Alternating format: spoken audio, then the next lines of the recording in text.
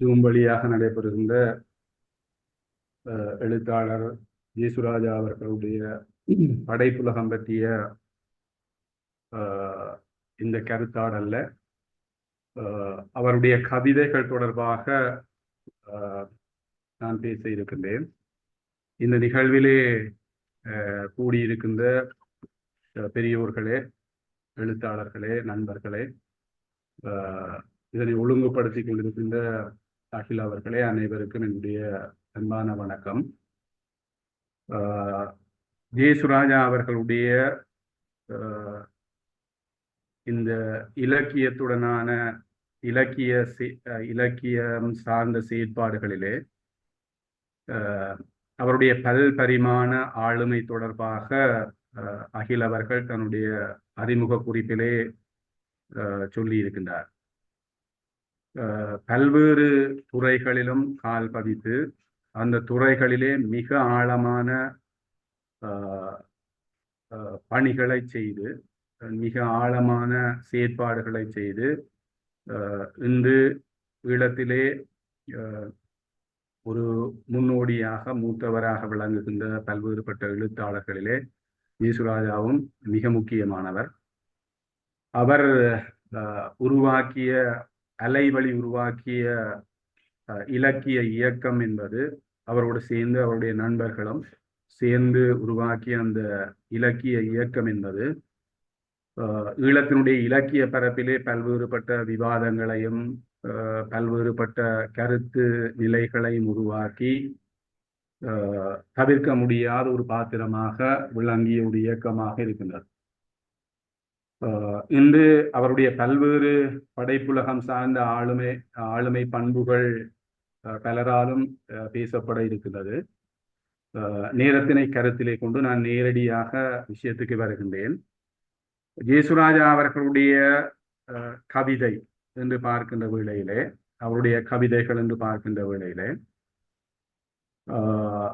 அவருடைய கவிதைகளினுடைய மிக அண்மையிலே வந்த கவிதைகளினுடைய, அதாவது அறியப்படாதவர்கள் நினைவாக என்பது அவருடைய முக்கியமான, அவர் தன்னுடைய சொந்த படைப்பாக்கமாக ஆக்கிய பல்வேறு கவிதைகளை உள்ளடக்கிய ஒரு கவிதை தொகுதியாக எங்களுடைய கையிலே கிடைத்துள்ளது. இந்த தொகுப்பிலே அடங்கி இருக்கின்ற 45 கவிதைகள் ஏற்கனவே அறியப்படாதவர்கள் நினைவாக என்று கிரியா வெளியீடாக 1984 ஆண்டிலே அது ஒரு நூல் வடிவிலே வெளிவருகின்றது. அங்கே எந்தவித அணிந்துரையோ முன்னுரையோ இல்லாமல் அவருடைய அந்த 45 கவிதைகளையும் கொண்ட ஒரு நூலாக அது அப்போது வெளிவந்து, அந்த 45 கவிதைகளோடு பின்னர் அவர் இப்போது வரை எழுதிய பல்வேறு ஊடகங்களுக்கு ஊடாக, பல்வேறு சஞ்சிகைகளுக்கு ஊடாக, சிற்றிதழ்களுக்கு ஊடாக அவர் எழுதிய 18 கவிதைகளும் சேர்த்து ஏப்ரல் 2023 இந்த அறியப்படாதவர்கள் நினைவாக இந்த 2வது பதிப்பு நமக்கு கிடைத்திருக்கின்றது. இது ஒன்று. 2வது அவருடைய மொழிபெயர்ப்பு அல்லது மொழியாக்க கவிதைகள் என்ற அடிப்படையிலே பார்த்தோமாக இருந்தால் பனிமலை என்ற இந்த தொகுப்பு மிக முக்கியமானது. அப்ப இந்த 2 தொகுப்புகளையும் அடிப்படையாக கொண்டு அவர் கவிதை என்ற அந்த இலக்கிய வகைமைக்கு வழங்கி இருக்கின்ற பங்களிப்பை குறித்து, அவருடைய கவிதை தொடர்பான கருத்து நிலை என்ன, இலக்கியம் தொடர்பான கருத்து நிலை என்ன, ஈழத்தினுடைய கவிதை மரபிலே இவருடைய இடம் எத்தகையது என்பதை பற்றி நாங்கள் ஒரு சற்று இந்த குறுகிய நேரத்திலே சிந்திக்க எனக்கு தந்த வாய்ப்புக்கு அகிலுக்கு நன்றியை சொல்லிக்கொள்ள விரும்புகின்றேன். ஜேசுராஜா அவர்கள் தன்னுடைய இந்த 2வது பதிப்பாக வெளிவந்திருக்கின்ற அறியப்படாதவர்கள் நினைவாக என்பதற்கு ஒரு முன்னுரை எழுதுகின்றார். அந்த முன்னுரையிலே அவர் ஒரு கருத்தை குறிப்பிடுகின்றார். ஈழத்தின் முக்கிய கவிஞர்களான மகாகவி தா. ராமலிங்கம், சண்முகம் சிவலிங்கம், நீலாவணன், மு. பொன்னம்பலம், முருகையன், எம்.ஏ. நுஹ்மான் முதலியோரின் கவிதைகள் செய்யுளிலும் புது கவிதைகள் வடிவிலும் இருந்தாலும் உவமை, உருவகம், படிமம், குறியீடு என்பவற்றை அவற்றில் காணக்கூடுமாயினும் பெரும்பாலும் பொருளிலும் மொழியிலும் புரிதலை, அந்த புரிதலை என்பதற்கு மேற்கூறி போட்டிருக்கிறார், புரிதலை இலகுவாக்கும் தன்மையை கொண்டமைந்தவை அற்புதமான கவிதைகளை ஏராளமாய் அவற்றுள் காணலாம். எனது கவிதைகளும் இலகுவில் புரிதலை சாத்தியப்படுத்தும் இந்த எளிமையான வெளிப்பாட்டு முறைக்குள் அடங்குவனவே. நான் எவ்வாறு உணர்ந்தேனோ அவ்வாறே வெளிப்படுத்தினேன் என்று அவர் அந்த முன்னுரையிலே குறிப்பிடுகிறார். இவர் தன்னுடைய ராமலிங்கம் அவர்களுடைய கவிதைகளாலே, அவருடைய கவிதா ஆளுமையினாலே ஆகர்ஷிக்கப்பட்டேன் என்று குறிப்பிடுகின்ற இந்த கருத்து மிக முக்கியமானது. 1960 காலப்பகுதியில், 60களிலே, 60-70கள் காலப்பகுதியிலே மிக முக்கியமான எங்களுடைய கவிதை பாரம்பரியத்தினுடைய ஒரு நிலைமாறு காலத்திலே மிக முக்கியமான கவிஞர்கள் தோன்றியிருந்தார்கள். இங்கே குறிப்பிட்ட கவிஞர்கள், குறிப்பாக மகாகவி ராமலிங்கம், முருகையன், நுஹ்மான் போன்றவர்களுடைய இந்த கவிதைகளினுடைய தாக்கம் இந்த கவிதையினுடைய நிலை மாற்றத்திலே மிக முக்கியமானதாக அமைந்திருக்கின்றன. இன்று வரை அந்த கவிஞர்களை நாங்கள் அவர்கள் பேசிய பொருள்கள், அவர்கள் அறிமுகப்படுத்திய வடிவங்கள், அவர்களுடைய கொள்கை நிலைப்பட்ட அந்த கருத்துக்களை வெளிப்படுத்துகின்ற அந்த கருத்து நிலைகள் என்பவற்றோடு சேர்த்து நாங்கள் முதன்மை கொடுத்து தரிசிக்கின்ற ஒரு மரபு எங்கள்கிட்ட அமைந்திருக்கு. இந்த வகையில இது ஏன் நான் சொல்லுகின்றேன் என்று சொன்னால், ஜேசுராஜா அவர்கள் தன்னுடைய இந்த கொள்கை நிலைப்பாட்டை பற்றி விளங்கப்படுத்துகின்ற போது, மேலும் விளங்கப்படுத்துகின்ற போது அந்த நிலைப்பாடுகளுக்கு மிக முக்கியமானது. ஏனென்றால் அவருடைய கவிதைகளை, இப்ப என்னை பொறுத்தவரையிலே என்னுடைய வயதை விட அவருடைய கவிதைக்கு வயது கூட. 60களினுடைய பிற்பகுதியிலே 69ஆம் ஆண்டிலே எழுதப்பட்ட கவிதை இந்த தொகுப்பிலே இடம்பெற்றிருக்கின்றார். அவர்களுடைய அந்த இலக்கிய அனுபவமும் அந்த இலக்கியத்தினுடைய வயதும் மிக நீண்ட பாரம்பரியம், நீண்ட காலத்தை கொண்டது. அவருடைய அந்த கொள்கை நிலைப்பாட்டுக்குள்ள நின்று கொண்டு அந்த கவிதைகளை பார்க்கின்ற போது மிக ஆழமான புரிதல் ஏற்படும் என்பதால் இன்னொரு விஷயத்தை நான் இங்கே முன்வைத்து அவருடைய கவிதைகளை பற்றி 100க்குள்ளே இறங்கி பேசலாம். இந்த முன்னுரையிலே அவர் இன்னொரு கருத்தை குறிப்பிடுகின்றார். அப்படி என்று சொன்னால், இவ்வகையான கவிதைகளின் முக்கியத்துவத்தை, மேலே சொல்லப்பட்டவர்களுடைய கவிதைகள், அந்த புரிதலோடு படிக்கக்கூடிய கவிதைகளுடைய அந்த புரிதலுக்குரிய வெளிப்பாட்டு முறைகளோடு அடங்குகின்ற அந்த கவிஞர்களுடைய இவ்வகையான கவிதைகளின் முக்கியத்துவத்தை குறைத்து பார்க்கும் போக்கு அண்மை கால ஈழத்து சூழலில் சிறு குழுவினரிடம் உள்ளது. ஒற்றை பரிமாணம் கொண்டவை என்றும் வெளிப்படையாக பேசுவது என்றும் அவர்கள் குறை சொல்லுகின்றனர். மறுபக்கத்தில் ஒன்றுக்கு மேற்பட்ட அர்த்த பரிமாணங்கள் கொண்டு அமைய வேண்டும் என சொல்லி இவர்கள் எழுதும் கவிதைகள் பலவற்றில் குறிப்பான ஓர் அர்த்தத்தை, அந்த குறிப்பான ஓர் அர்த்தத்தை என்பதற்கு மேற்கோள் குறிப்பிட்டிருக்கிறார். தெளிவாய் காண இயலாமல் போகும் அவலமும் நேர்கின்றது. வெளிப்படையாக பொருள் புலப்படக்கூடாதென்ற வலிந்த, அதுக்கு ஒரு மேற்கோள் குறிப்பிட்டிருக்கின்றார். அல்லது தெளிவற்ற, அந்த தெளிவற்ற என்ற சொல்லுக்கு ஒரு மேற்கோள் குறிப்பிட்டிருக்கின்றார். முயற்சிகளின் உருவகங்களையும் குறியீடுகளையும் படிமங்களையும் மிகையாக புகுத்துவதன் மூலமும் சொற்களையும் வரிகளையும் திருகி, அந்த திருகி என்ற சொல்லுக்கு மேற்கோள் குறிப்பிட்டிருக்கிறார். ஒழுங்கற்றவையாக எழுதுவதன் மூலமும் புரியாமை, அந்த புரியாமை என்ற சொல்லுக்கு மேற்கோள் குறிப்பிட்டிருக்கிறார். புரியாமை என்ற பிரச்சனையும் தோன்றுகிறது. மொழி பிரயோகத்தில் எளிமையான விடயங்களில் கூட பிராக்கெட்ல போடுறார், கவிதைகளிலும் கட்டுரைகளிலும் இவர்களிடம் வெளிப்படும் தவறுகள் தன்னுணர்வு மிக்க வாசகருக்கு எரிச்சலை தருகின்றன. இந்த தவறுகள் என்பதையும் மேற்கோள் குறிப்பிட்டிருக்கிறார். உண்மையிலே ஜேசுராஜா அவர்களுடைய முதலிலே வந்த அந்த 18 கவிதைகள் சேர்ப்பதற்கு முதலிலே 45 கவிதைகளோடு கிரியாவளியீடாக வந்த அந்த தொகுப்பிலே பார்க்குமாக இருந்தால் இப்படி ஒரு முன்னுரை இல்லை. இது ஒரு மிக காத்திரமான ஒரு கருத்தாடலை தோற்றுவிக்கின்ற ஜேசுராஜா அவர்களுடைய இந்த கவிதை தொடர்பான கருத்து நிலையாக நான் இந்த விஷயத்தை முன்வைக்கிறேன். அதை படித்து காட்டியிருந்தேன், அவருடைய முன்னுரையிலிருந்து படித்து காட்டியிருந்தேன். இந்த பின்புலத்தை வைத்துக்கொண்டு இந்த திருக்கல் இல்லாத கவிதைகள், இந்த திருகி என்ற ஒரு சொல்லை பயன்படுத்தி இருந்தால், இந்த திருக்கல் இல்லாத கவிதைகள் எப்படி அமைகின்றன என்பதை ஜேசுராஜா ராமலிங்கம் அவர்களை அல்லது மகாகவி அவர்களை அல்லது முருகையன் அவர்களை நுக்மான் அவர்களை முன்னிறுத்தி பேசுகின்ற இந்த கருத்துக்களை மிக மிக கூடுதலாக கருத்தாட வேண்டிய ஒரு தேவை இன்று எங்களுடைய இலக்கிய புலத்திலே, குறிப்பாக கவிதை புலத்திலே அதை ஆழமாக படிக்க வேண்டிய, கருத்தாட வேண்டிய தேவை இருக்கு. ஏனென்றால் மிக அபத்தமான விஷயம், நாங்கள் சில கவிஞர்களை இன்றைக்கு பல்வேறுபட்ட கொள்கைகளை அடிப்படையாக வைத்துக்கொண்டு மீள சிந்திக்கிற வேளையிலே அவர்களுடைய முக்கியத்துவத்தை நாங்கள் எளிதாக மதிப்பிடுவோமோ அல்லது ஓவர் சிம்பிளிபிகேஷன், அளவுக்கு மிஞ்சிய எளிமைப்படுத்தல்கள் வாயிலாக நாங்கள் பேசுகின்றோமோ என்ற அந்த ஐயம் எங்களுக்கு ஏற்படுகின்றது. எங்களுடைய மூத்த மிக அந்த கவிதையினுடைய நிலைமாறு, பாரதிக்கு பின்னான கவிதையினுடைய நிலைமாறு காலத்திலே ஈழத்திலே இந்த நவீன கவிதைகள், நவ கவிதைகள், புது கவிதைகளுடைய அந்த மரபை வளர்த்தெடுத்து சென்ற இவர்களுடைய அந்த கவிதைகளை பற்றி மிக ஆழமான கருத்தாடல், மிக ஆழமான புரிதல்கள் எங்களுடைய இந்த அண்மை காலத்தினுடைய இந்த கவிதை போக்குகளிலே அவசியப்படுகின்றது என்பதை உணர்த்தத்தக்க அவருடைய அந்த கருத்தியல் மிக முக்கியமானது என்று நான் கருதுகின்றேன்.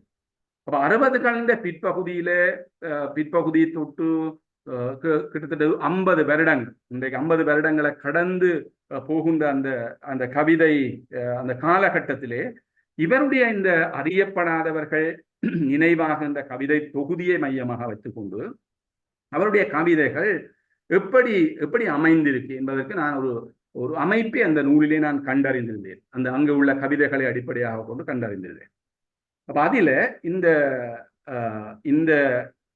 3, நான் ஏற்கனவே சொன்னதை போல 3 முக்கியமான பணி இவருடையது இருக்கின்றது. ஒன்று என்னவென்று சொன்னால், இந்த அறியப்படாதவர்கள் நினைவாகின்ற இந்த கவிதை தொகுப்பில் இருக்க கவிதைகளை அவர் பல்வேறு சஞ்சிகைகள் மூலமாக, மல்லிகை தொடக்கம் காலம் வரைக்கும் அல்லது இன்றைக்கு இருக்கிற ஜீவநதி வரைக்கும் பல்வேறு ஊடகங்கள் வாயிலாக, பல்வேறு சிற்றிதழ்கள் வாயிலாக அவர் படைத்த அவருடைய சொந்த படைப்புகள்.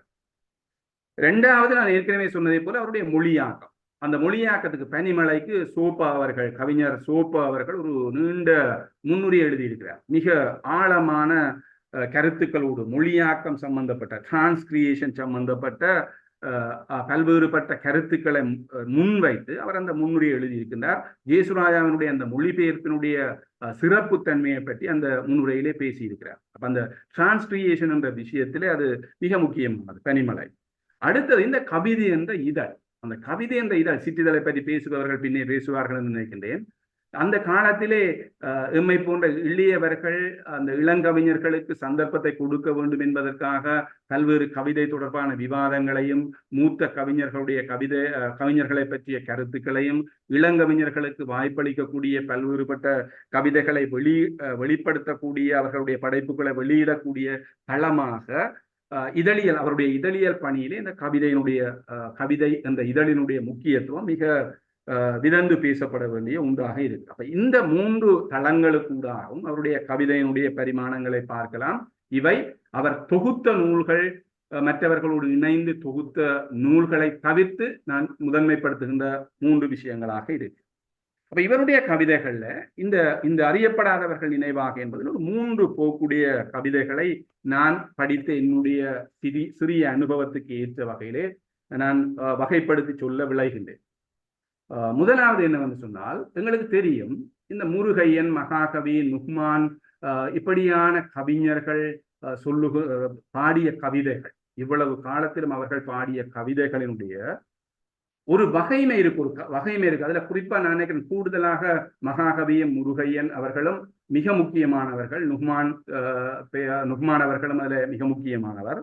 இந்த சம்பவங்களை, மிக நீளமான சம்பவங்களை, ஒரு கதை போல வருகின்ற சம்பவங்களை, ஒரு சரிதமாக வருகின்ற சம்பவங்களை கவிதைகளாக பாடுகின்ற ஒரு போக்கு மிக முக்கியமான போக்காக இருந்தது. இந்த போக்கு ஜேசுராஜா அவர்களிடம் இருக்கு. ஜேசுராஜா அவர்களிடம் எல்லோரும் விதந்து அவருடைய விதந்து பாராட்டுகின்ற பேசுகின்ற ஒரு கவிதை இந்த நல்லம்மாவின் நெருப்பு சட்டி என்ற கவிதை. அந்த கவிதை ஒரு ஒரு ஒரு ஒரு சிறுகதை தருகின்ற உணர்வுகளோடு வெளிப்படுகின்ற கவிதையாக இருக்கு. அப்படி பல கவிதைகள் இருக்கு. நான் நிறைய உதாரணங்களை சொல்லலாம். புதிய சப்பாத்தின் கீழ் என்று ஒரு கவிதை, நாள் தொடங்குகிறது என்று ஒரு கவிதை,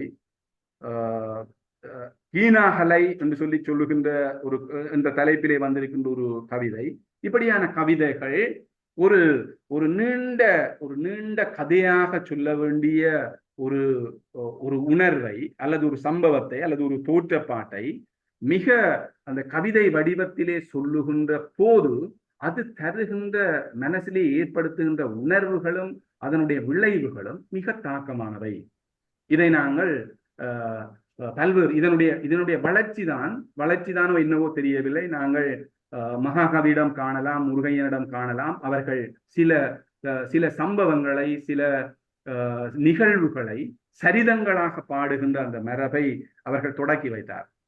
இந்த ராமலிங்கம் அவர்களுடைய கவிதைகளில் அவருடைய முழு தொகுப்பு அண்மையிலே அவருடைய மகனாலே வெளியிடப்பட்டது. சாவும் நாமும் என்று சொல்லி அதில் ஒரு கவிதை ராமலிங்கம் எழுதியிருப்பார். இந்த பாணி இன்றைக்கு நாங்கள் பார்க்கக்குள்ள சமகாலத்தில் எங்களுடைய கவிதை பெறத்துல சேரன் போன்ற கவிஞர்களை தவிர இங்கால நாங்கள் பார்க்கக்குள்ள இந்த புதிய பாணியிலே கவிதை எழுதுபவர்களிடம் இந்த விஷயங்களை நாங்கள் தரிசிக்க முடிவதில்லை. மிக உணர்வு பூர்வமாக அந்த கவிதைகள் ஒரு சிறுகதைக்கான பொருளை மிக மிக மிக அழகாக கவிதையிலே வெளிப்படுத்தும். இரண்டாவது விஷயம் என்னென்று சொல்லி சொன்னால், இந்த உணர்வு செழுமை மிக்க அகச்சித்திரங்களாக வெளிப்படுகின்ற கவிதைகள் மிக முக்கியமாக. அப்ப இதுல இப்படியான கவிதைகள் என்று பார்க்கின்ற வழியில் எனக்கு நிறைய கவிதைகளை வாசித்து படித்து காட்டுவதற்கு மிக விருப்பமாக இருக்கு. ஆனால் இவ்வளவு 6 பேர் பேசுறது ஏற்கனவே அகில் சொல்லியிருந்தார். இந்த தொடரும் பிரிவு, உயிர் வாழுதல், காத்திருப்பு, நம்பிக்கை, புதைவுகள் என்று சில கவிதைகள் இருக்கு. இந்த அறியப்படாதவர்கள் நினைவாக அந்த தொகுப்பிலே இந்த கவிதைகள் இருக்கு. இந்த கவிதைகள் மிக உணர்வு செழுமை மிக்க கவிதைகளாக இருக்கும். மன உணர்வுகளை சித்திரங்களாக உண்மையிலே அந்த இடத்திலே தான் அந்த முரண்பாடுகளை ஆரம்பிக்கின்றது. அகில் குறிப்பிட்டார். இந்த முற்போக்கு இலக்கிய இயக்கத்திலே மதியுரைஞர்களாக அல்லது முன்னணி கோட்பாடுகளை மையப்படுத்தி சிந்திப்பவர்களாக பேராசிரியர் கைலாசபதி, பேராசிரியர் சிவத்தம்பி போன்றவர்கள் தொழிற்பட்ட கால பகுதியில இந்த உணர்வு சார்ந்த சித்திரங்கள் சார்ந்த இவர்களுடைய இந்த கவிதை வெளிப்பாடு தொடர்பான சமூக பயன் நோக்கிலானது இந்த அகச்சித்திரங்கள் சம்பந்தப்பட்ட கவிதைகள் என்ற அடிப்படையிலே வந்த அந்த அந்த அந்த அந்த அந்த விவாதங்களை மையப்படுத்தியதாக இந்த கவிதைகளுடைய பொருள் அமையும். இப்ப இது இயேசுராஜா அவர்கள் தன்னுடைய சிறுகதைகளிலும் சரி கவிதைகளிலும் சரி அடிக்கடி வலியுறுத்துகின்ற ஒரு கருத்தாக இந்த கருத்து அமைந்திருக்கும். இந்த கவிதைகள் மிக ஆழமாக படிக்கப்பட வேண்டியவை. அது ஒரு எங்களுடைய என்ன சொல்றது மனத்தை ஒருநிலைப்படுத்தி படித்து பார்க்கின்ற வேளையிலே நான் சும்மா உதாரணத்துக்கு ஒன்றை சொல்லலாம். இவருடைய இந்த தொகுப்பிலே 54வது பக்கத்திலே உயிர் வாழுதல் என்று சொல்லி ஒரு கவிதை இருக்கின்றது. உயிர் தடவி வரும் காற்று, துயர் விழுங்க விரிந்த கடல், கடலின் மேற் படர்ந்த வெளி, ஒளிபரவ காலை எழ நிறைவின் பூரணம் இக்கணத்தில் இறப்பீது. இந்த கவிதையைத்தான் இந்த 2வது பதிப்பினுடைய பின் அட்டையில ஜேசுராஜா அவர்கள் பதிப்பித்திருக்கின்றார். இது 54வது பக்கத்திலே இருக்கு. உயிர் தடவி வரும் காற்று, துயர் விழுங்க விரிந்த கடல், கடலின் மேற் படர்ந்த வெளி, ஒளி பரவ காலை எழ நிறைவின் பூரணம் இக்கணத்தில் இறப்பீது. உண்மையில அந்த எங்களுடைய உணர்வே அந்த உணர்வுகளை இழுத்து செல்லுகின்ற இப்படியான வரிகள் நிறைய உதாரணங்கள் சொல்லலாம். காத்திருப்பு ஒரு நல்ல கவிதை, புதைவுகள் ஒரு நல்ல கவிதை, நம்பிக்கை ஒரு நல்ல கவிதை.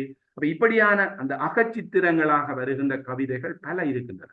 அந்த அகச்சித்திரங்கள் காதலாக வருகின்றது, ஏக்கமாக வருகின்றது. ஒரு இடத்துல எழுதுவார், பஸ் ஸ்டாண்டுல நிக்கிற அந்த பஸ் ஸ்டாண்டுக்குள்ள ஜன்னலுக்குள்ளால தன்னுடைய அழகை தன்னுடைய அழகை தன்னுடைய கையிலே தாங்கி வைத்துக் கொண்டிருக்கின்ற ஒரு ஆளை பற்றிய ஒரு ஒரு ஒரு ஏக்கம் ஒன்று அந்த கவிதையில வரும்.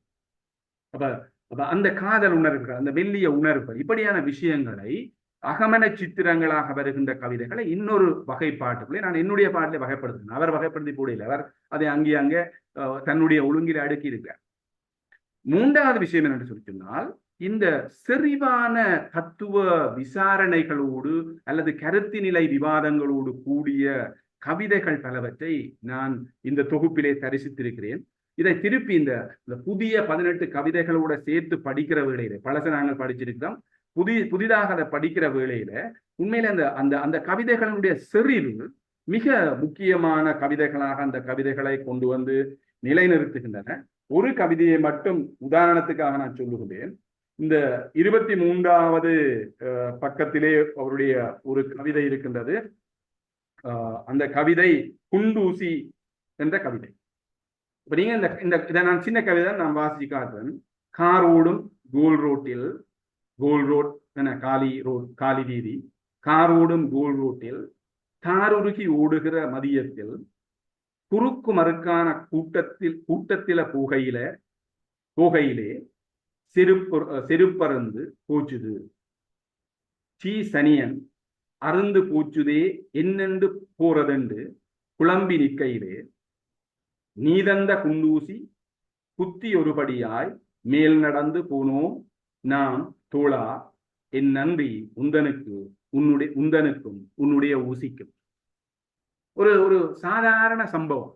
ஆனால் இதனை அந்த நட்பு, அந்த அந்த தருணத்திலே கிடைத்த குண்டூசி, அதை அறந்து போன செருப்பை குத்தி நடந்து போகின்ற அந்த அந்த விஷயத்தை உண்மையில இந்த கவிதையில இருக்கிற இந்த எளிமையோடு நாங்கள் இந்த கதையில பல்வேறுபட்ட எங்களுடைய அனுபவங்களை பொருத்துகின்ற வருகின்ற வேளையில தான் அவர் சொல்லுகின்ற அந்த பன்னிலைப்பட்ட அர்த்தம் என்று இன்று பேசுகின்ற அந்த விஷயங்கள், அதாவது ஒரு பரிமாணம் இல்லாமல் ஒற்றை பரிமாணம் உள்ள கவிதைகள் என்று சொல்லாமல் இந்த பன்முகப்பட்ட அர்த்தம் இந்த சிறிய ஒரு 10-15 வரிகளுக்குள்ள வருகின்ற இந்த கவிதையிலே அப்படியான விஷயங்கள் வெளிப்படுகின்றன. அப்ப இப்படி 3 வகைமைகளை தரிசித்து ஒரு வகைப்படுத்த நான் முயற்சி செய்யக்குள்ள இந்த 3வது வகைமைக்குள்ள மிக ஆழ போக வேண்டிய தேவை எங்களுக்கு இருக்குது. 3வது வகைமைக்குள்ள மிக ஆழ போக வேண்டிய தேவை இருக்கு. அந்த 3வது வகைமை என்பது ஒரு தத்துவார்த்த விசாரணை அல்லது கருத்து நிலை ரீதியான விவாதங்கள் அல்லது அவருடைய கொள்கை நிலைப்பட்ட கருத்துக்கள் என்று வருகின்ற வேளையில நான் அதுக்குள்ள ஒரு 4 விஷயங்களை அடையாளப்படுத்தி சொல்ல விரும்புகிறேன். முதலாவது என்னன்னு சொன்னால், இந்த வாழ்வியல் சம்பந்தப்பட்ட தத்துவங்கள். அப்ப இப்ப நான் படித்து காட்டின அந்த குண்டூசி, செருப்பருந்த வேளையில கிடைத்த குண்டூசி என்பது நண்பன் மூலமாக, நட்பின் மூலமாக கிடைத்த குண்டூசி என்பது ஒரு வாழ்க்கை சார்ந்த, வாழ்வியல் சார்ந்த தத்துவத்தை பேசுவதாக இருக்கு. 2வது, இந்த சமுதாய வாழ்விலான ஏற்றத்தாழ்வுகளை பேசுகின்ற விஷயம். ஏராளமான கவிதைகள் இருக்கு. ஜேசுராஜா அவர்கள் தான் வாழ்ந்த புலத்திலே இந்த சமுதாய ஏற்றத்தாழ்வுகளை கண்டு அந்த சமுதாய ஏற்றத்தாழ்வுகளை வெளிப்படுத்துகின்ற வகையிலே அமைந்த அவருடைய கவிதைகள் பல இந்த தொகுப்பிலே, அவருடைய கவிதைகளிலே அது மிக முக்கியமான விஷயம். அப்ப அதில இந்த புதைவுகள் என்ற கவிதை நீங்க பார்த்தா தெரியும். இந்த புதைவுகள் என்ற கவிதையிலே ஒரு ஒரு இந்த ஒரு மயானத்திலே புதைக்கப்படுகின்ற அந்த அந்த உடல்கள், மனிதர்களுடைய உடல்கள், அந்த மனிதர்களுடைய உடல்களுக்கு இடையிலே காணுகின்ற வேறுபாடுகள் இந்த பக்கம் 17 நீங்கள் பார்த்தீர்கள் என்று சொன்னால் அங்கே அந்த சிலுவைகளை பற்றி எல்லாம் அவர் சொல்லுவார். 17வது பக்கத்திலே இப்படி ஒரு விஷயம் சொல்லுவார். உறக்கம் என்ற ஒரு கவிதையிலே சிலுவை எழுந்து நிற்கும் வெள்ளை கல்லறைகள் சூழ்ந்திருக்க, கால் மாட்டில் பட்டி பூ மலர்ந்த சிப்பி சிலுவை மீட்டின் கீழ் மண்குழியில் இருளில் துயில்வோளே நீ நீ நீ எடுக்க சென்றுவிட்ட என்னுறக்கம் தந்துவிடு என்று ஒரு கவிதை வருது. அதிலே ஒரு மெல்லிய அக உணர்வு வருகின்றது. ஆனால் இதே விஷயத்தை ஒரு இடுகாட்டிலே, ஒரு ஒரு கிறிஸ்தவ மரபிலே இந்த சிலுவைகளோடு இருக்கின்ற இடுகாட்டிலே அங்கே இருக்கின்ற மேல்தட்டு வர்க்கத்தவர்களுக்கு ஒரு மாதிரியான அடக்க நினைவாலயங்களும், அங்கே இருக்கின்ற எளிமையான விளிம்பு நிலையில் இருக்கின்ற சாதாரண மக்களினுடைய அந்த நினைவாலயங்கள் இன்னொரு நிலையிலும் காணப்படுகின்ற அந்த வேறுபாடுகளை பற்றி எல்லாம் இவர் பல இடங்களிலே தன்னுடைய கவிதைகளிலே இந்த சமுதாய வாழ்விலே வருகின்ற ஏற்றத்தாழ்வுகளை சொல்லுவார். மேடையிலே பேசுகின்ற, மேடையிலே அழைப்பாளர்களாக அழைத்து மேடையிலே இருத்தி பேசுகின்ற ஆட்களை பற்றி ஒரு அற்புதமான வரிகளை இவர் எழுதுவார். அந்த பிரமுகர்களை பற்றி சொல்லுகின்ற வேளையிலே அது அது உண்மையிலே அது வாசித்து படித்து காட்ட வேண்டிய கவிதை தான். கொஞ்சம் சகித்துக் கொள்ளுங்கள். மரித்தோரின் நாள் கல்லறை திருநாள், விரிந்து கிடக்கின்ற சபக்காலை கதவுகள் வந்து போனபடி பெரிய சனக்கூட்டம், கல்லறைகள் எழுந்துள்ளன, வாழ்ந்து சொகுசாக மறைந்து போனவரின் நினைவை கல்லுகளில் வரைந்த அடையாளம், பூவெழுத்தில் விவரங்கள், சிலுவை, சம்மனசு, கன்னி மரியாளை சுரூபங்கள், கூவி குலைத்த மேசன் தொழிலாளர் கைவண்ணம். அப்ப அந்த கல்லறைகளை அமைக்கின்ற அந்த மேசன் தொழிலாளர்களை பற்றி ஒரு கரிசனை அதுல வருது. தென்கிழக்கு மூலை வரிசையாய் கல்லறைகள், சங்கைக்குரிய கன்னியர்கள் தந்தையர்கள், அதை மேற்கோள் குறியில போடுறார். படுத்து கிடக்கிறாராம், பளிங்கில் அவர் நினைவு பொறிக்கப்பட்டுள்ளனர். கிணற்றருகில் தென்னை மரத்தடியில் பட்டிப்பூ மலர்ந்துள்ள சிப்பி சிலுவை மேடுகளின் கீழெல்லாம், இந்த சிப்பி சிலுவை மேடுகள் பற்றி ஜேசுராஜா இன்னொரு கவிதையிலேயும், நான் முதல் சொன்ன கவிதையிலையும் பேசுகின்றார். மனிதர்கள் புதைக்கப்பட்ட அடையாளம், பேரும் தெரியாது, ஊரும் தெரியாது, யாரென்றும் அறியப்படாத மனிதர்கள் இங்கு புதைந்துள்ளார். யாரென்று அறியப்படாதவர் என்றாலும் அவரை குறிப்பாக உணர முடியும் தான். ஒரு கரையில் நின்றபடி கரைவலியை இழுத்தவர்கள், தாமிழுத்த மீனில் சம்மாட்டி கொளுத்திருக்க மெலிந்து கருவாடாய் காய்ந்து மடிந்தவர்கள், அலுப்பாந்தி அருகில் மூட்டை சுமந்தவர்கள், பார விறகு வச்சு கைவண்டி இழுத்தவர்கள், பொழுது புலராத விடிகாலை தொடங்கியதும் நகரை ஊடறுத்து வீதிகளின் வீடுகளில் நாளும் அழுக்குகளை களைந்து சுமந்தவர்கள் என்ற உழைப்பாளர்கள் தாம் புதைந்து கிடப்பார்கள். செத்து புதைபட்டு கிடந்த மண் மீது எல்லை கட்டி கல்லறையாய் மேடுகளாய் வர்க்கத்தின் முத்திரைகள் என்று அந்த கவிதை முடியுது. இப்ப ஜேசுராஜா அவர்களுடைய அந்த சமுதாய நோக்கு, அந்த சமூக ஏற்றத்தாழ்வுகளை பாடுகின்ற அந்த இப்படி பல கவிதைகளை சொல்லலாம். ஒரு இள்ளலாக ஒரு மேடையில கூடி இருக்கின்ற விருந்தினர்களை பற்றி ஒரு கவிதை வருது. அந்த கவிதைகள் எல்லாம் நான் படித்து காட்ட எனக்கு போதுமான நேரம் இல்லை. அதெல்லாம் பேசப்பட வேண்டிய கவிதை. அடுத்தது அவர் நம்புகின்ற கொள்கை வெளிப்பாடு. உண்மையில அந்த நம்புகின்ற கொள்கை வெளிப்பாடு பல பல பல வடிவங்களில வருது. இப்ப நான் வாசிச்ச அந்த கருத்து கூட அவர் நம்புகின்ற கொள்கை வெளிப்பாடுதான். ஆனால் கவிதை தொடர்பாக அவர் நம்புகின்ற அந்த கொள்கை வெளிப்பாடுகள் சில இலக்கிய சர்ச்சைகள் தொடர்பாக, இலக்கிய துறையிலே நடக்கிற பிரச்சனைகள் தொடர்பான கவிதைகளாக வருகின்றன. அதை நான் இன்னொரு விஷயமாக பின்னர் சொல்லுகிறேன்.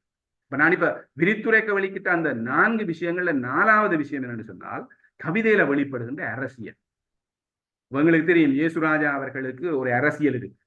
இயேசுராஜா அவர்களுடைய கவிதைக்கு ஒரு அரசியல் இருக்கு, அவருடைய படைப்பாக்கத்துக்கு ஒரு அரசியல் இருக்கு. அந்த அரசியல் இந்த தமிழ் மக்களுடைய இந்த நாட்டில தமிழ் மக்களுடைய நிலை எப்படி என்பது பற்றி மிக ஆழமாக அவரை சிந்திக்க வச்சிருக்கு. இப்ப நான் சும்மா உதாரணத்துக்காக குறிச்சு வச்சிருக்கிற குறிப்பிலேயே 73வது பக்கத்திலே 64வது பக்கத்திலே என்று சொல்லி நான் இப்ப ஒரு உதாரணத்துக்காக குறிச்ச கவிதையே 7 கவிதைகள் இருக்கு. அந்த கவிதைகள் மிக ஆழமாக இந்த எங்களுடைய அரசியலை பேசுகின்ற கவிதைகளாக அமைந்திருக்கு. இப்ப உதாரணத்துக்கு நான் சும்மா உண்டை சொன்னால் கூட இது அநேகமாக இவருடைய கவிதைகள்ல பலரும் பேசுகின்ற கவிதை 1974 தை 10 கல்லுகளும் அலைகளும் என்று சொல்லி ஒரு கவிதை. 1974 தை 10 கல்லுகளும் அலைகளும் என்று சொல்லி சொல்லுகின்ற ஒரு கவிதை.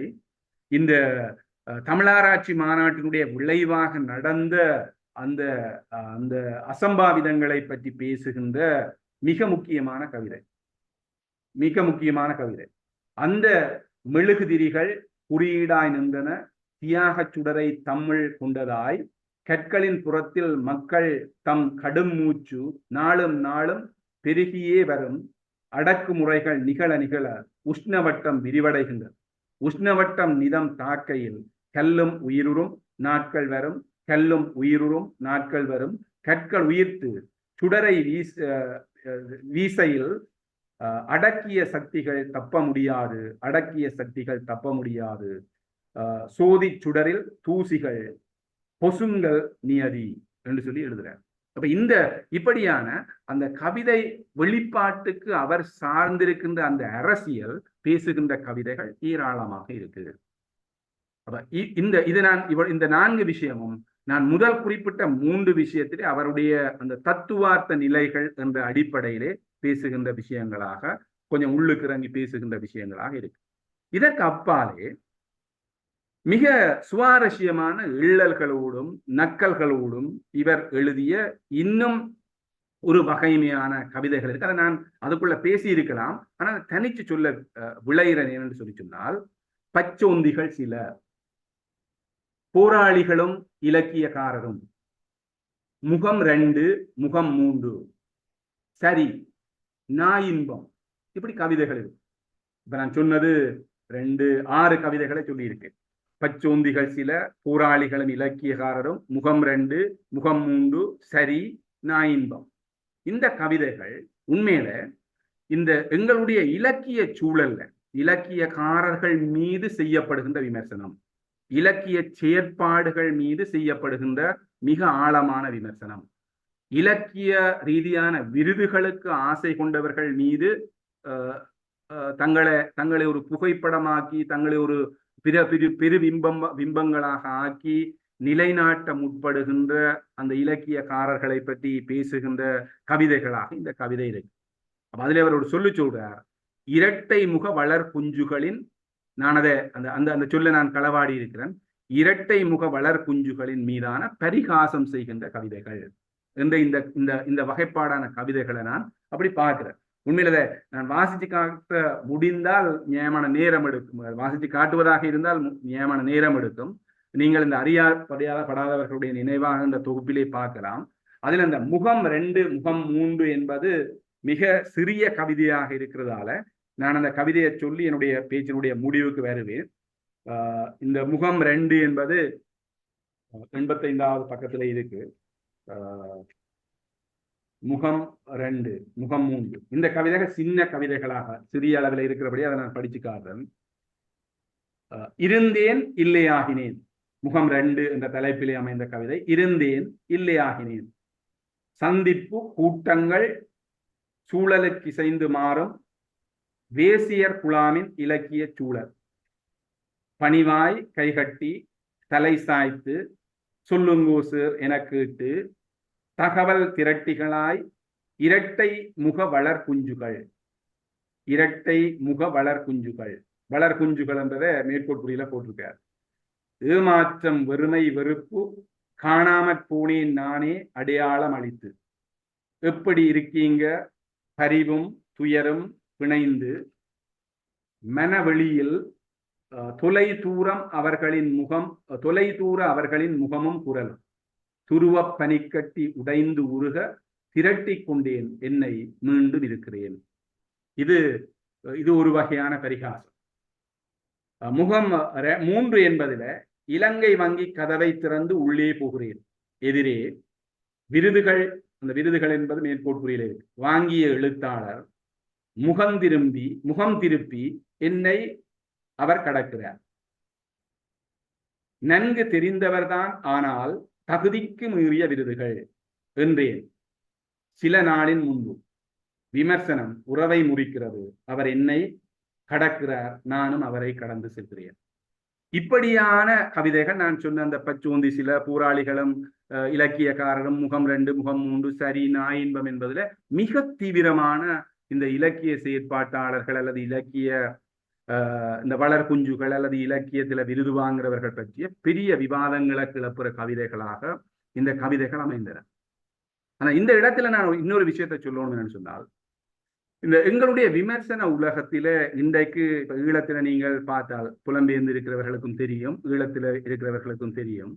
விமர்சனங்கள் என்பது எப்பவுமே, இப்ப நான் ஜேசுராஜாவை பற்றி பேசுறேன்னு சொன்னால் அவர் அப்படி எதிர்பார்க்க மாட்டார். நான் சும்மா உதாரணத்துக்கு சொல்றேன். அல்லது ஜேசுராஜா விடுவோம், நாங்கள் எக்ஸ் என்று ஒருவரை பற்றி பேசுற மாதிரி இருந்தால் அவரை நாங்கள் இனியிலிருந்து புகழ்ந்து ஒரு உச்சத்திலே வச்சு அவரை போல ஒரு அற்புதமானவர் இல்லை, அவரை போல ஒரு இலக்கியம் தெரிந்த ஒரு பெரியவர் இல்லை, அவர்தான் இந்த இலக்கியத்தினுடைய கொடுமுடியாக இருக்கிறார் என்று பேசினால்தான் விஷயத்தை ஏற்றுக்கொள்றார். இல்லாவிட்டா என்ன நடக்குதுன்னு சொல்லி சொன்னால், அந்த அந்த நாங்கள் எல்லாம் சும்மா பேசுற ஆட்கள் இல்லை. இப்ப நாங்கள் ஒரு நீண்ட நேரத்தை ஒதுக்கி அவருடைய முழு படைப்பையும் படித்து வாசித்து அதை இப்படி எல்லாம் வகைமைப்படுத்தி எங்களுக்குள்ள உள்வாங்கி தான் நாங்க பேசுறோம். ஆனா இப்படி பேசுறவர்களை கூட இவரோட குட்டி கைலாசபதியா இருக்கிறார், இவர்கள் ஆழமான இந்த கோட்பாட்டு பின்புலங்களை வைத்து இதை பேசுகிறார்கள் என்றெல்லாம் பேசுகின்ற அந்த அந்த விமர்சிக்கிற மெரகுண்டு எங்கள்கிட்ட சர்வசாதாரணமா வந்துட்டு. அப்ப இந்த இடத்துல நான் என்னுடைய கவலையை தெரிவிக்க விரும்புகிறேன் சொன்னால், ஒரு எங்களுடைய படைப்புகளை இப்படி மிக ஆழமான பின்புலங்களோட ஒரு கோட்பாட்டு தெளிவோட பேசுவது என்பது மிக அவசியமான ஒரு விஷயம் என்று நான் கருதுறேன். அப்ப இங்கேயும் ஒரு விமர்சகராகவும் அதே நேரத்தில் ஒரு படைப்பாக்க நிலையில நின்று கொண்டு சிந்திக்கிறவர், ஒரு படைப்பாக்க உந்தல்களோட நின்று கொண்டு சிந்திக்கிறவர் என்ற வகையில இயேசுராயாவும் பல்வேறுபட்ட விமர்சனங்களை இந்த கவிதைகள் மூலமாக முன்வைக்கிறது. நான் இப்ப குறிப்பிட்ட இந்த கவிதைகள் மூலமாக இலக்கிய புலத்தில் நடக்கிற கேளிக்கைகளையும் கோமாளித்தனங்களையும் விமர்சிக்கின்ற இந்த போக்கு அவர்கிட்ட அந்த காலத்துல இருந்து இருக்கு. அதை துணிவா செய்திருக்கிறார். அடுத்த விஷயம், என்னோட முடிவுக்கு வந்துட்டேன் நான். அடுத்த விஷயம், இந்த அவருடைய இந்த பிற்காலத்துல எழுதின இந்த மூன்றாவது மனிதன் கவிதை போன்ற இதழ்கள்ல வந்த அந்த கவிதைகள் தனிச்சு பார்க்க வேண்டிய கவிதைகளாக இருக்குது. அந்த கவிதைகள் தனித்துவமான கவிதைகள். மூன்றாவது மனிதன், பௌத்த நடத்திய மூன்றாவது மனிதன்ல வந்த கவிதைகள், கவிதை என்று அவர் நிகழ்த்தி அவர் வெளியிட்ட அந்த சிற்றிதழ்ல வந்த கவிதைகள், அண்மை காலத்துல காலம், ஜீவநதி போன்ற கவிதை இந்த சிற்றிதழ்கள்ல வந்த கவிதைகள் இன்னுமே முதன்மை கொடுத்து பார்க்க வேண்டிய கவிதைகளா இருக்கு. அதுல இந்த கவிதை எழுதும் பாம்பு என்று ஒரு கவிதை எழுதியிருக்கிறார், சருகு என்று ஒரு கவிதை, ஒன்று என்று ஒரு கவிதை. இந்த கவிதைகள் உண்மையிலே இவருடைய 69ஆம் ஆண்டு, 70ஆம் ஆண்டு அல்லது 86ஆம் ஆண்டு, 73, 74ஆம் ஆண்டு இப்படி என்ற அந்த கவிதைகளை பார்த்து கொண்டு வரைக்க இந்த கவிதைகள் இன்னும் மிக இறுக்கமான கவிதைகளாகவும் அவருடைய கருத்து நிலைகளோட மிக ஆழமாக அந்த கவிதையினுடைய அந்த கவிதையிலே பயன்படுத்துகின்ற மொழி, அதனுடைய அந்த மொழியினுடைய செதுக்கல், இவையெல்லாம் மிக முக்கியமா பேசப்பட வேண்டிய கவிதைகளாக இருக்கு. நான் ஆழமா போயிடாது. அடுத்தது இந்த பனிமழை என்ற மொழியாக்க கவிதை. உண்மையில அதை பேசுறதுக்கு நான் நினைக்கிறேன் ரமேஷ் இருக்கிறார். ஏனென்றால் அவர் மொழியாக்கம் பற்றி, மொழிபெயர்ப்பு பற்றி பேச இருக்கிறார். ஆனால் நான் அந்த நூலை படிச்ச அளவுக்கு, நான் ஏற்கனவே சோப்பா அவர்களுடைய முன்னுரையில ஜேசுராஜா அவர்களை பற்றி அவர் உருவாக்கி இருக்கிற அந்த படிமம் மிக தெளிவாக அவர் சொல்லியிருக்கிற அந்த மொழிபெயர்ப்புல ஜேசுராஜாவினுடைய இடத்தை, அதற்காக உள்ள போய் படிக்கிற வேளையில அவர் எழுதிய பனிமழை என்ற கவிதை, பனிமழை என்ற கவிதை அது எப்படி இருக்குன்னு சொல்லி சொன்னால், ஜப்பானுடைய ஆதிக்கம் இந்த சீனாவிலே ஏற்பட்ட வேளையில இந்த சீனாவில இருந்த மக்களுடைய, சீனாவில இருந்த வாழ்க்கை முறை எப்படி இருக்கு என்பதை பற்றி பேசுகின்ற முக்கியமான கவிதை. வெற்றிரவு என்ற ஒரு கவிதை, பென்சன் அண்ட் ஹெட்ஜஸ் என்று சொல்லி சொல்ற ஒரு ஆங்கில தலைப்பிலே அமைந்த தமிழ் மொழிபெயர்ப்பு கவிதை. இப்படியான கவிதைகள் நினைக்கிறேன் ரமேஷ் கொஞ்சம் விரிவா பேசுவார் என்பதால நான் அதுக்குள்ள போயில்லை. அப்ப இதுல எனக்கு ஒரு பெரிய விவாதத்தையும், பெரிய அவருடைய ஜேசுராஜா அவர்களுடைய பெரிய ஒரு சாடல் கவிதை என்று சொல்லுகின்ற ஒரு கவிதை இருக்கு 76வது பக்கத்திலே, திருவாளர் ஜே அவர்களுக்கு என்ற கவிதை. அந்த கவிதை குறித்து உண்மையிலே அந்த கவிதை குறித்து ஒரு ஒரு ஒரு ஒரு பல்கலைக்கழகம் சம்பந்தப்பட்டவர் பற்றிய கவிதையாக அந்த கவிதை அமைஞ்சிருக்கு. அப்ப அந்த கவிதையை நான் படிக்கிற வேளையில எனக்கு ஒரு ஒரு அந்த அந்த அந்த குறிப்பிட்ட ஆள் யார் என்பது எங்களுக்கு தெரியாது. அவர் திருவாளர் ஜே என்று சொல்லி சொல்றார். ஆனால் அந்த ஆளை பற்றிய பல ஊகங்கள் சில வேளை அந்த கவிதையை படிக்கிறவர்களுடைய மனங்கள்ல வரலாம். அப்ப அந்த ஊகங்கள் அந்த அந்த குறிப்பிட்ட அந்த பிரச்சனைக்கு உரியவர் அல்லாதவர்களுக்கு சில மனத்தாங்கல்களை ஏற்படுத்தக்கூடிய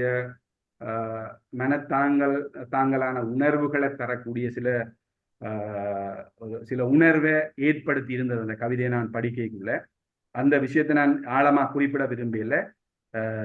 அவர் எழுத்தாளரும் இந்த இடத்துல இருக்கிறதால நான் அந்த கருத்தை சொல்றேன் என்று சொன்னால், நான் அந்த குறிப்பிட்ட அவர் எழுதுகின்ற நிறுவனம் சார்ந்தவன் என்ற வகையில அந்த அந்த கருத்து சொல்லப்பட்ட விஷயங்கள் சில வேளை உண்மையாக அமையலாம்.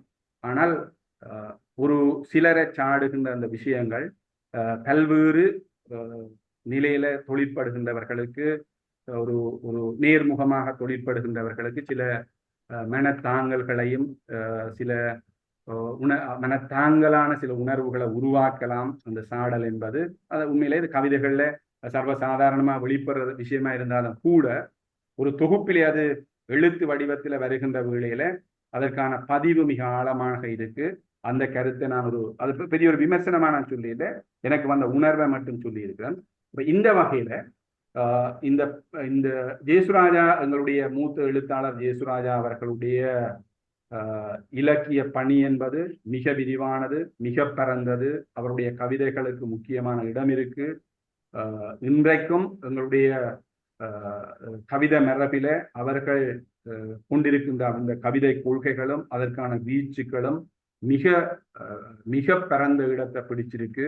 அது பற்றி நாங்கள் ஆழமாக அறிந்து கொள்ள வேணும், உணர்ந்து கொள்ள வேணும். அந்த உணர்வை பெறுவதற்கு எனக்கு ஒரு சந்தர்ப்பத்தை தந்த இலக்கிய வழிக்கு நன்றி கூறி விடைபெறுகின்றேன். நன்றி.